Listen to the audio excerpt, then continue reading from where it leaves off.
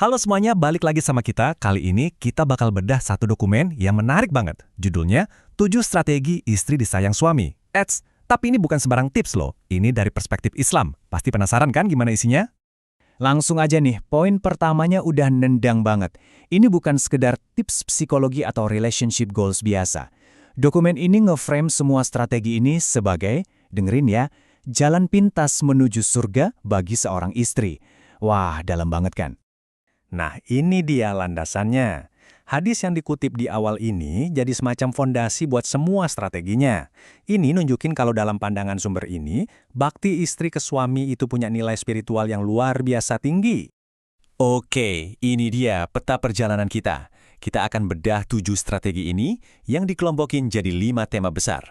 Mulai dari penampilan fisik, kebutuhan primer, sampai ke hal yang paling fundamental, yaitu ketaatan. Yuk kita mulai! Jadi kita pertegas lagi ya di bagian pertama ini, poin utamanya adalah semua tips ini tujuannya bukan cuma buat bikin rumah tangga harmonis di dunia aja, tapi ini adalah ibadah. Ibadah utama seorang istri setelah kewajiban dasarnya ke Tuhan. Oke, sekarang kita masuk ke strategi praktisnya. Bagian ini fokusnya ke cara memikat panca indera suami. Spesifiknya, penglihatan dan penciuman. Menarik nih. Strategi pertama, jadi pemandangan terbaik buat suami.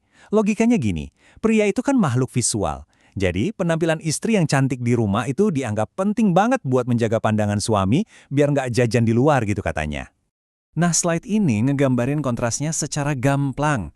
Di luar rumah, ya sederhana aja, jaga aurat, tapi pas di dalam kamar, khusus buat suami, nah disitulah momennya buat tampil all out, bahkan dianjurkan buat berani loh.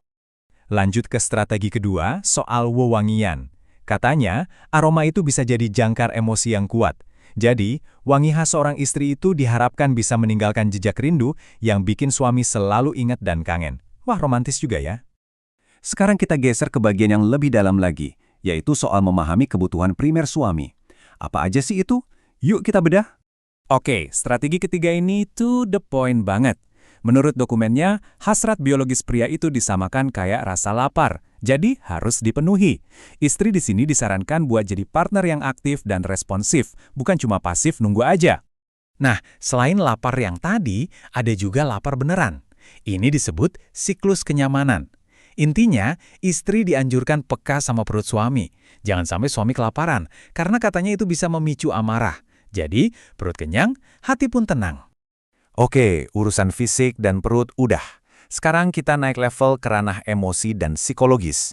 Gimana caranya menjaga ego dan perasaan suami? Ini dia kuncinya. Wah, ini menarik banget. Strategi kelima, biarkan suami jadi pahlawan. Jadi dokumen ini bilang, pria itu punya ego dan naluri alami untuk melindungi. Kalau istri kelihatannya terlalu mandiri atau serba bisa, katanya itu justru bisa menekan jiwa kepemimpinannya. Terus, gimana caranya? Gampang katanya. Ada 3 langkah praktis. Coba deh minta tolong, bahkan untuk hal sepele. Terus, puji kekuatannya, validasi dia. Dan yang terakhir, libatkan dia dalam pengambilan keputusan. Strategi keenam, ini soal komunikasi. Hati-hati sama nada suara yang tinggi dan kata-kata yang tajam. Menurut sumber ini, hal itu bisa menghapus kecantikan seorang istri loh. Maknanya dalam banget ya. Lembut itu powerful. Gitu intinya. Dan akhirnya, kita sampai di strategi pamungkas. Strategi ketujuh, yang menurut dokumen ini adalah fondasi dari segala fondasi.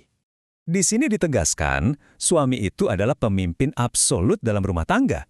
Jadi, ketaatan istri pada suami dianggap sebagai investasi untuk akhirat. Tentunya selama perintahnya nggak bertentangan dengan ajaran agama ya. Ini poin yang paling krusial. Untuk memperkuat poin tadi, hadis kedua ini dikutip. Ini menunjukkan betapa tingginya kedudukan ketaatan istri kepada suaminya dalam pernikahan sampai-sampai perumpamaannya sebegitu dahsyatnya. Jadi kalau kita rangkum semuanya, ketujuh strategi tadi itu digambarkan kayak kelopak-kelopak bunga yang indah, dan di pusatnya sebagai intinya adalah sosok istri sholihah. Cantik ya analoginya? Nah, ini ada tips tambahan yang menarik banget, angka 21. Maksudnya apa? Dokumen ini menyarankan untuk mempraktekkan semua strategi ini secara konsisten selama 21 hari. Kenapa? Biar jadi kebiasaan baru yang melekat. Tertarik buat coba? Pesan penutupnya juga kuat banget nih. Istri dianjurkan untuk jadi agen perubahan. Jadilah yang memulai duluan. Jangan nunggu suami berubah dulu baru kita baik, tapi kita yang proaktif jadi bidadari buat dia. Dan ini dia, pemikiran terakhir yang benar-benar bikin kita merenung. Peran seorang istri soleha itu dipandang bukan cuma sekedar peran sosial, tapi sebuah investasi. Ya, investasi terbaik yang hasilnya bisa dipetik bukan cuma di dunia, tapi juga di akhirat.